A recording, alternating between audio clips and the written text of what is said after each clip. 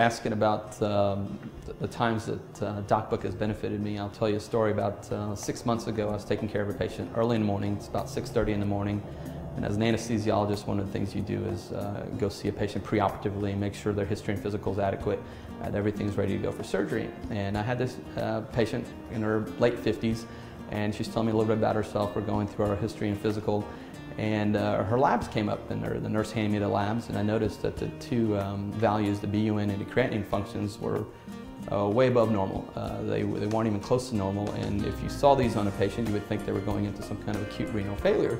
But here's this lady who looked pretty healthy sitting there kind of chatting with me about how her big abdominal surgery she's about to have in the next 30 minutes. And I asked her, I said, do you have any problems with your kidneys? She said, well, I see a nephrologist, a kidney doctor, but he tells me I'm doing great. And I said, well, I've got your lab values here in front of me, and they look pretty out of control, pretty high. I said, who's your nephrologist? And she looked at me with this big blank stare, and she goes, he's got red hair and his last name starts with an R. And if I didn't have my DocBook on me on my iPhone, we'd be pretty lost, because you can't pick up the directory and find the guy with red hair who starts with an R who's a nephrologist. It's impossible. So I pulled out my iPhone and flipped to my DocBook and opened it up. And right there, the general surgeon walked up too, and he's kind of in a hurry. He wants to get going. He's putting a little pressure on me to move along. And I told him, I was like, listen, there's something going on with the BUN creatinine functions for this lady's kidney. Let's look and see if this is correct. And I flipped open my DocBook, went into the nephrology section and started flipping through. And luckily, there's not too many nephrologists here in town, but the last name would start with R.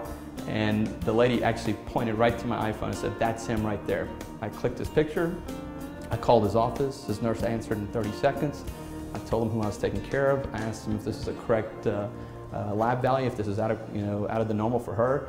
And amazingly, they said that's not normal for her at all. Actually, there's something going on. And as we looked into it a couple more minutes, we found out she was on some crazy high protein diet that was actually pushing her kidneys over the edge. And had I taken that patient to the operating room that day, we could have really had some bad things happen in the operating room, because the last thing you want to do is take a patient into the operating room who may be in acute renal failure. And the fact that I could get a hold of that physician or his office that quickly and accurately was awesome. It helped out, and it actually 100%, I know that day, helped out that patient.